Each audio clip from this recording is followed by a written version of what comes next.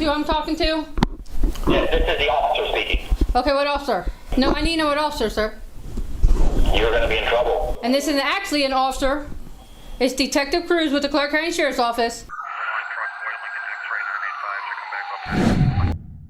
Halo teman-teman penonton, selamat datang di TKP pertama. Tanggal 25 Maret tahun 2024 siang hari, di Ohio, Tolan berusia 61 tahun yang lagi nyetir Uber dapat pesanan baru. Pelanggan yang pesan nggak minta jemput orang, tapi suruh ke sebuah rumah di South Charleston buat ambil paket. Sekitar jam 11.20 siang, Tolan sampai di tempat tujuan. Kita lihat Tolan turun dari mobil, pelan-pelan jalan ke pintu depan rumah siap ambil paket. Siapa sangka, yang buka pintu orang tua berusia 80-an tahun. Lihat Tolan.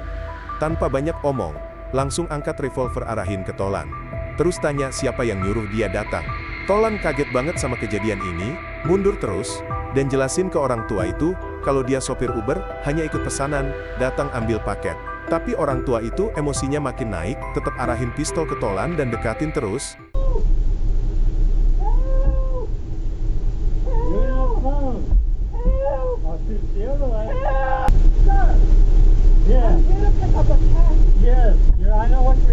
Orang tua itu terus tanya siapa yang nyuruh Tolan.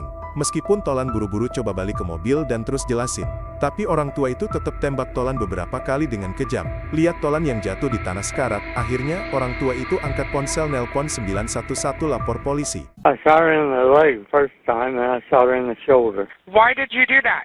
Because I was threatened that she was going to come and kill me. The guy on the phone center here had Okay. to go.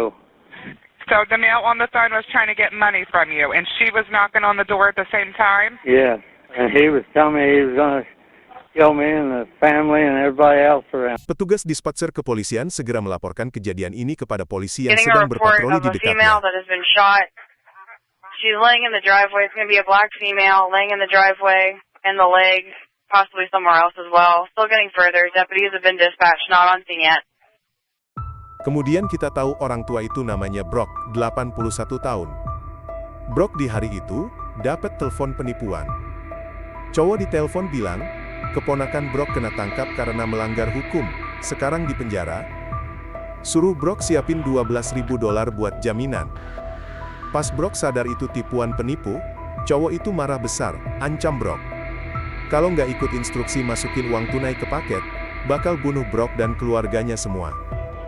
Kemudian penipu yang licik itu, lewat aplikasi Uber pesan, suruh sopir Uber ke rumah Brock ambil paket yang ada uangnya, dan yang dapat pesanan itu Tolan yang nggak tahu apa-apa. Brock lihat Tolan datang ambil paket, salah sangka dia rekan penipu, lalu terjadi adegan tragis tadi. Tim medis sampai di lokasi, langsung bawa Tolan yang kena banyak tembakan ke rumah sakit buat diselamatin. Tapi karena luka terlalu parah, dia meninggal, kemudian polisi di lokasi langsung tangkap Brock yang nembak. I've been on this phone for a couple hours with this guy trying to save me. Had a nephew in jail needing bond money and what this woman was supposed to. Yeah, figured it. Dan kemudian terjadi hal yang lebih dramatis. Pas polisi lagi selidiki di rumah Brock, penipu itu telepon lagi.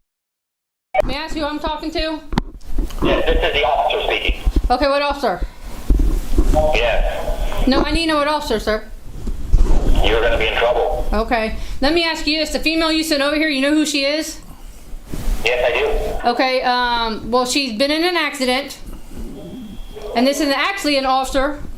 It's Detective Cruz with the Clark County Sheriff's Office. Penipu kemudian tutup telepon. Tapi sebentar lagi telepon lagi. She okay? No, she's not doing well. What hospital is she I'm at? not going to tell you that until you meet me. Meskipun penipu dan polisi janji ketemu di tempat, tapi penipu nggak datang.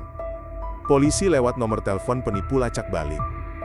Temuin kalau nomor itu dari Kanada, dan polisi pikir nomor itu nomor virtual yang dienkripsi. Sampai video ini dirilis, penipu ini masih bebas. Perusahaan Uber juga langsung keluarin pernyataan, ungkapin duka mendalam atas kematian sopir Tolan. Dan bilang sudah blokir permanen akun penipu yang pesan, dan aktif kerjasama dengan polisi buat investigasi lanjutan. Tolan lulusan jurusan hortikultura dari Ohio State University, dia gabung Uber nggak lama setelah pensiun mulai nyetir Uber. Nggak nyangka kena musibah ini. Tolan punya anak cowok namanya Mario. Mario, di pemakaman ibunya bilang gini. We had a bond like no other. But she was also my best friend. You are the best mom that anyone could ask for. Brock kemudian didakwa pembunuhan berencana, penculikan dan dakwaan lain. Brock tolak semua dakwaan itu. Brock bilang, "Saat itu saya yakin Tolan rekan penipu, pikir dia bakal ancam nyawa saya dan keluarga langsung, makanya saya tembak dia berkali-kali."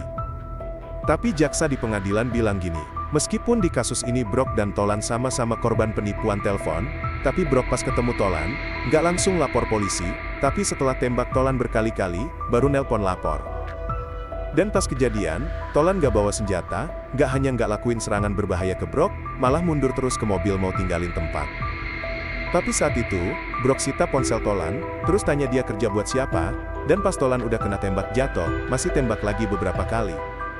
Makanya dakwa dia pembunuhan berencana. Kasus ini, pas dipublikasikan, langsung bikin heboh besar. Banyak netizen benci banget sama penipu telepon.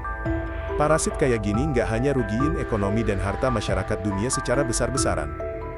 Lebih lagi kayak kasus ini, ancam keselamatan nyawa secara serius, sekejap hancurin dua keluarga. Ada juga netizen bilang, di kasus ini Brock dan Tolan sama korban, nggak seharusnya dakwa Brock pembunuhan. Harus cepet tangkap penipu itu. Tapi ada juga netizen bilang, sangat setuju sama pandangan jaksa, Brock di kasus ini jelas pertahanan berlebihan, bunuh orang tak bersalah sembarangan. Teman-teman penonton, kalian punya pendapat apa soal kasus ini? Kalian pikir Brock bakal kena dakwaan pembunuhan nggak? Silahkan komentar di bawah.